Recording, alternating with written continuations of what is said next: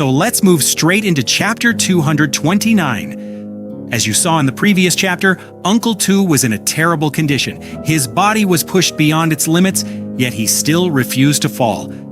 At this moment, all of us, and you as well, are probably hoping for Lu Fan's dramatic entry. But will he really arrive in time?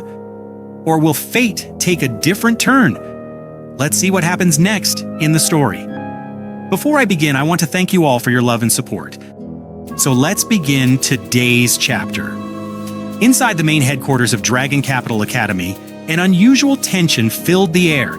Everyone was busy with their tasks, yet there was a strange urgency as if an unseen disaster was looming overhead. At that moment, an officer hurried toward an elderly man, Elder Han, the same person we saw in the previous chapter.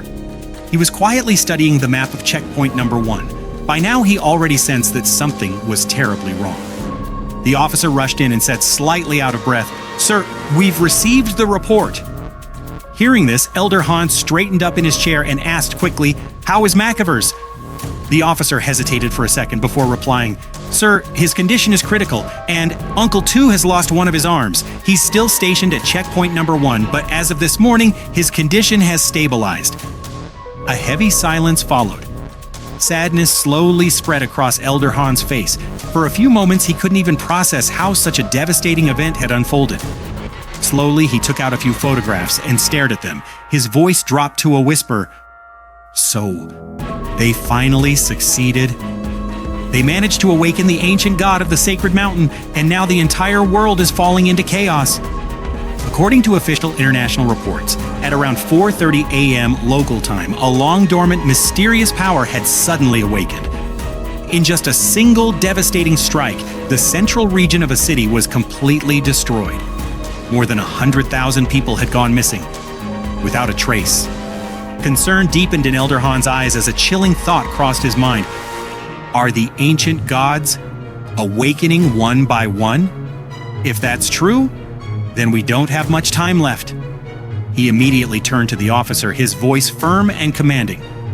Deploy 100,000 troops to checkpoint number 1 at once. And inform Macavers reinforcements are already on their way. Hearing Elder Han's words, the officer nodded firmly. Understood, sir. Then Elder Han added, his tone turning even more serious. One more thing, contact Lu Fan immediately. Tell him to come and see me at once. Meanwhile, on Tianfu Island, Lu Fan stood near the warm spring shores, the gentle mist rising around him. In his arms was the little dragon, once fragile, now steadily growing stronger. Looking toward the great tree, he spoke with quiet gratitude. Thank you for taking care of it. I never imagined this little one would grow so much, reaching level 30 in such a short time. Just then, a system notification appeared. Contracted Ice Dragon has reached level 30. New powers unlocked. One by one, its abilities lit up on the interface. Aura Judgment, Power of Absolute Zero, Storm Prison, Ice Dragon King Bloodline, First Armor Ice Burst. At that very moment, Lu Fan's phone rang. He picked it up immediately. From the other side came a chilling voice. The corpse of the ancient god has awakened. For a full minute, Lu Fan stood frozen. Shock, silence. Then, without hesitation, his eyes sharpened. He made his decision. In a flash, he headed toward the Shadow Fortress on Tianfu Island, where all his friends had gathered. As soon as he arrived, he told them everything about the awakening, about the destruction spreading across the land. The atmosphere turned heavy. Without a second thought, his friends stepped forward. We're coming with you. But Lu Fan shook his head, his voice calm yet firm. It's not that I don't need your help. The Blood Moon Lord has awakened. The entire far north is filled with puppet corpses now. It's far too dangerous. He paused, looking at each of them. I won't put you in that kind of danger. After hearing all the news, Aunt Han was clearly troubled. Her voice trembled as she said, If someone like Marquis Zhenbei couldn't stand his ground, how can I let you go alone, Lu Fan? The girls looked at each other, then said with determination, Lu Fan, we're coming with you. We won't let you face this alone. We've all reached the 3rd stage now. We can help. Just then, Jian Ying stepped forward, her voice calm but piercing. Do you remember the battle at Jihandi City? When the Bone God descended? What exactly were we able to do then? Her words rang heavy. The girls fell silent, lost in thought. Then she said softly, "If you're going, go where you can truly make a difference." Lu Fan repeated slowly, "A place where we can truly be useful." Jian Ying nodded. "I'm talking about forming a support team, helping the academy, treating the wounded, retrieving the fallen, and getting the civilians to safety."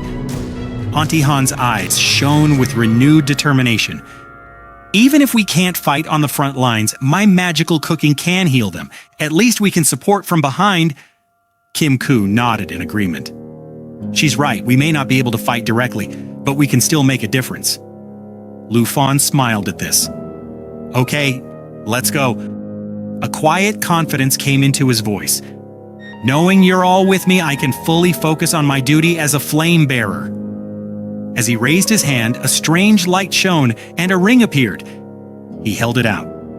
"Taoji, this is for you." Taoji's eyes widened in surprise. "For me?" Lu Fan nodded. "I brought this from the frozen wasteland. Now that you've become the sword master of the icy tides, this ice dragon blood ring suits you perfectly." As he took it, its details flashed before his eyes. A master-level item, the Ice Dragon Gem Ring. Power 649, Awe, Spirit 485. No level restriction. Without hesitation, Taoji slipped it onto her finger. Time was short. Lu Fan turned, his voice firm but caring. "Once you get there, be safe and don't overexert yourself."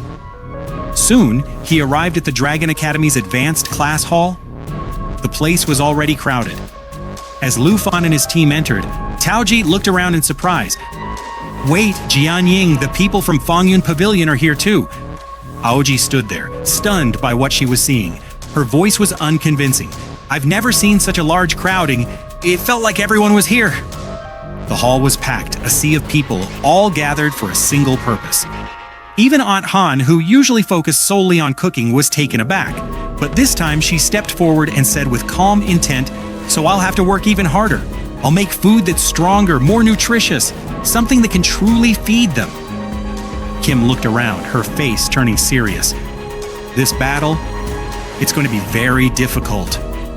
At that very moment, suddenly, a portal opened in the air. From within, Zhao Shengmin emerged.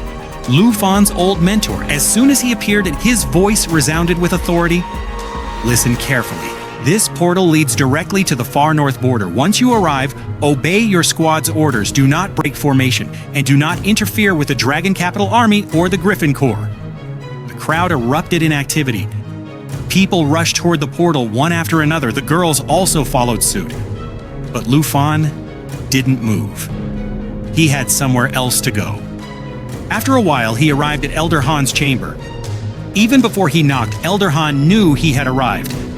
Lu Fan entered. "Elder Han, I am here."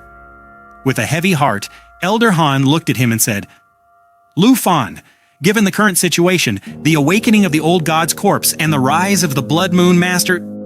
He paused, his voice growing stronger. "Now it's time for you, Flame Bearer, to come in." Lu Fan didn't hesitate.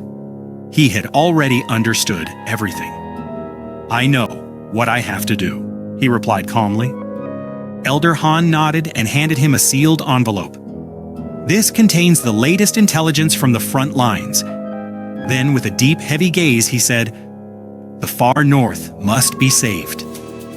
And now, its future is in your hands, Lu Fan."